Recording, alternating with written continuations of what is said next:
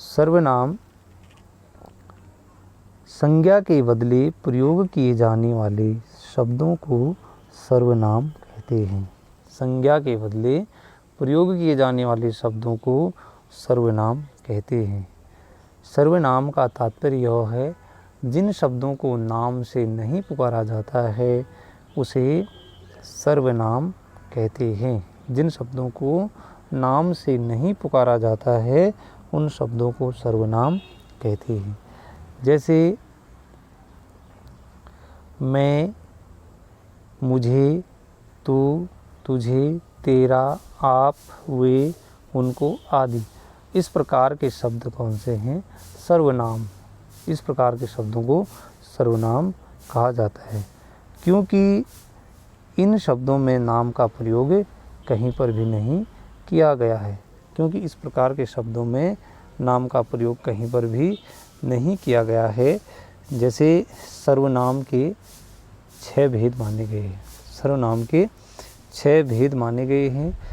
पुरुषवाचक सर्वनाम, निश्चयवाचक सर्वनाम, अनिश्चयवाचक सर्वनाम, संबंधवाचक सर्वनाम और प्रश्नवाचक सर्वनाम और निजवाचक सर्वनाम।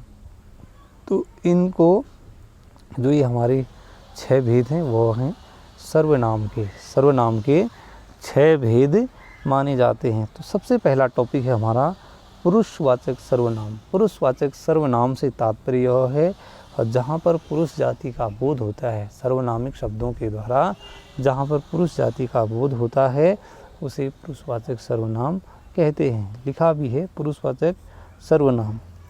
जो शब्द किसी पुरुष के नाम के स्थान पर प्रयोग किए जाते हैं वे उसे पुरुषवाचक सर्वनाम कहते हैं। जिन शब्दों को पुरुष के नाम के स्थान पर प्रयोग किया जाता है, पुरुष जाति के नाम के स्थान पर प्रयोग किया जाता है, इस प्रकार के शब्दों को पुरुषवाचक सर्वनाम कहते हैं।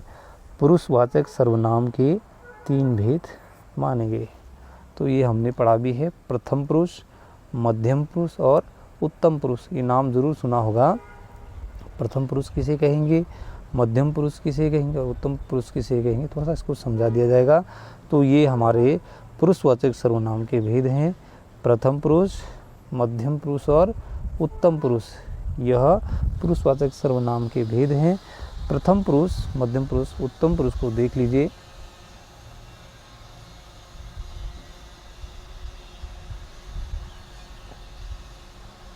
देख लीजिए, प्रथम पुरुष लिखा भी है और मध्यम पुरुष, उत्तम पुरुष। थोड़ा सा इनको समझना बहुत ज़रूरी है। प्रथम पुरुष किसे कहेंगे, मध्यम पुरुष किसे कहेंगे और उत्तम पुरुष किसे कहेंगे, थोड़ा सा इसको ध्यान रख देंगे।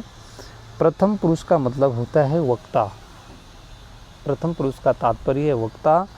मध्यम पुरुष का मतलब है श्रोता यानी सुनने वाला, और अन्य पुरुष का मतलब है जहाँ हमारी पहुँच नहीं होती है, या हम प्रथम पुरुष और मध्यम पुरुष यानी वक्ता और श्रोता मिल करके किसी तीसरे अन्य के बारे में बातें करते हैं, उसे हम अन्य पुरुष कहते हैं। उसे हम कहते हैं अन्य पुरुष। जहाँ पर हम मिल करके तीनों की बातें करते हैं, यानी किसी तीसरे अन्य की बात करते हैं, उसे हम अन्य पुरुष कहते हैं। जैसे प्रथम पुरुष में वक्ता का मतलब बोलने वाला, जो बोल रहा है और जो किसी को अपनी बातें पहुंचा रहा है। बोलने वाला अपने लिए मैं, मुझे, मेरा, मुझको, हम, हमें, हमारा आदि इस प्रकार के शब्दों का प्रयोग वक्ता कर सकता है।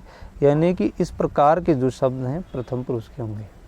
वक्ता के जो शब्द हैं मैं, मुझे, मेरा, मुझको, हम, हमें, हमारा, इस प्रकार के शब्द हैं प्रथम पुरुष के। और जो मध्यम पुरुष है, मध्यम पुरुष के लिए वक्ता कह सकता है तू, तुझे, तेरा, तुझको, तुम्हें, आप, आपको, तुम, तुमको, आपने। यानी कि इन शब्दों का उद्बोधन, इन शब्दों के बारे में भी वक्ता श्रोता को कह सकता है। किसको कह सकता है?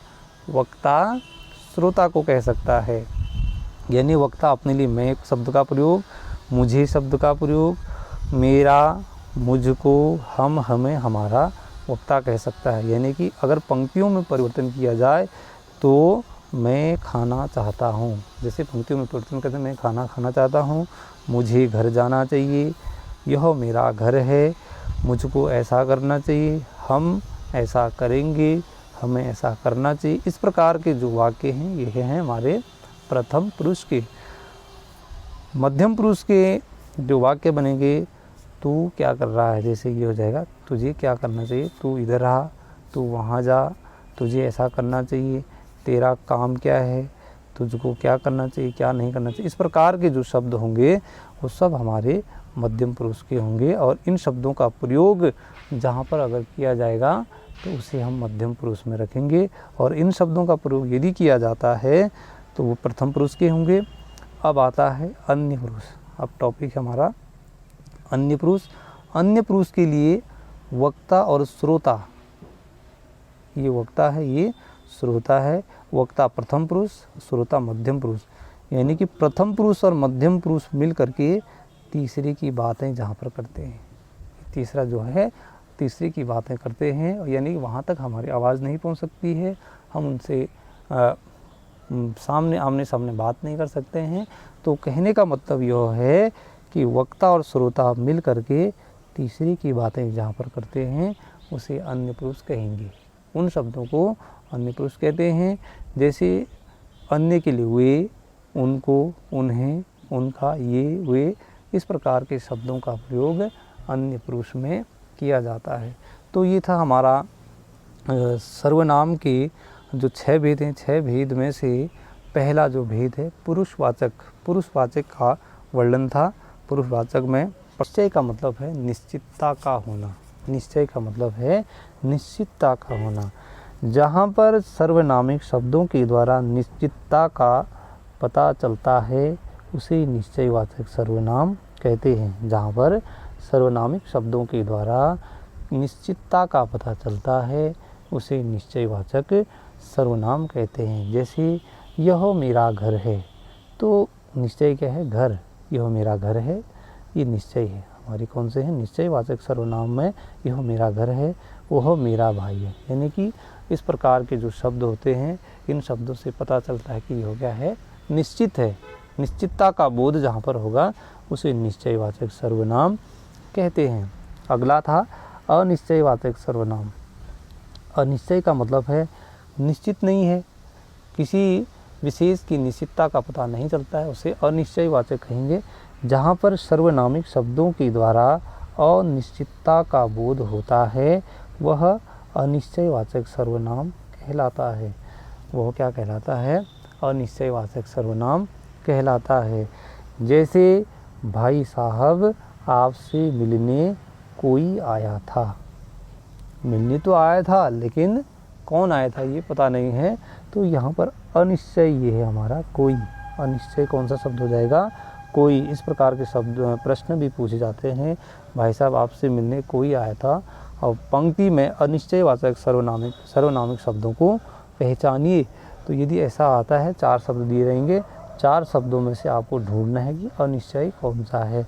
तो ये देख लीजिए, ये भाई साहब आपसे मिलने और आया था, ये आया था निश्चित है, ये मिलने भी आया था और ये आपसे मिलने कोई आया भी था, लेकिन कौन आया था ये क्या है, अनिश्चयवाचक है।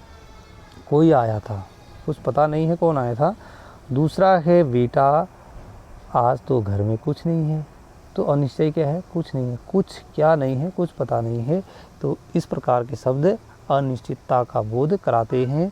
अगला है संबंधवाचक सर्वनाम। सर्वनाम का जो चौथा भेद है संबंधवाचक। संबंध का मतलब है जहाँ पर सर्वनामिक शब्दों के द्वारा एक बात का दूसरी बात से, यानी एक बात का दूसरी बात से संबंध का होना पाया जाता है, उसे संबंधवाचक सर्वनाम कहते हैं। यानी कि एक बात का संबंध दूसरी बात से होना पाया जाता है, उसे संबंधवाचक सर्वनाम कहते हैं।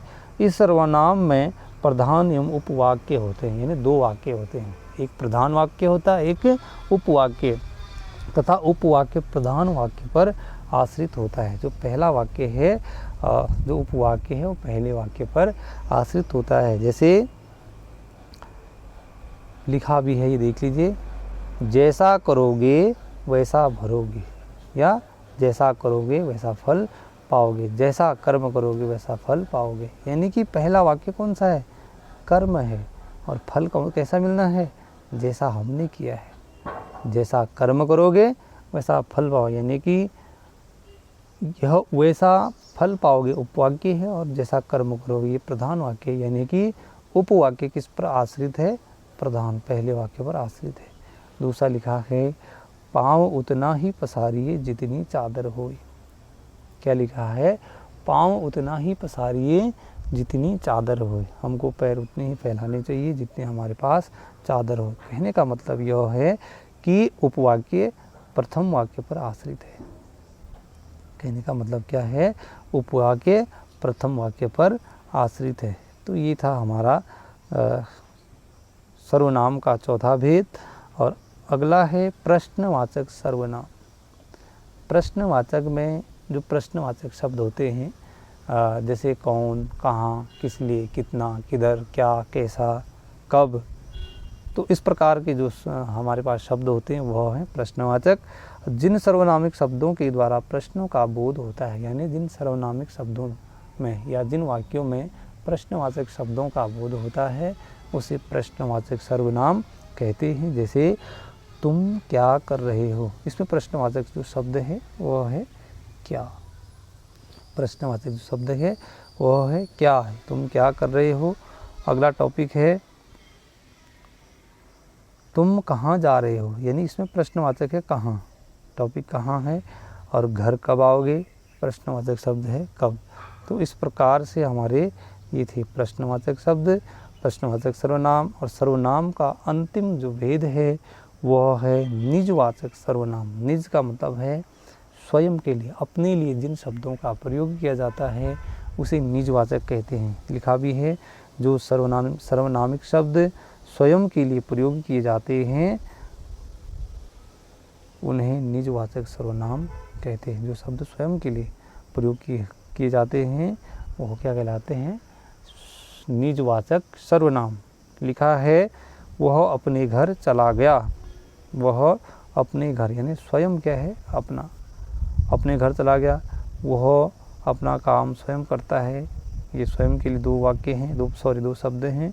वह अपना काम कार्य स्वयं करता है और वह अपने आप चला गया। इस प्रकार ये था हमारा सर्वनाम।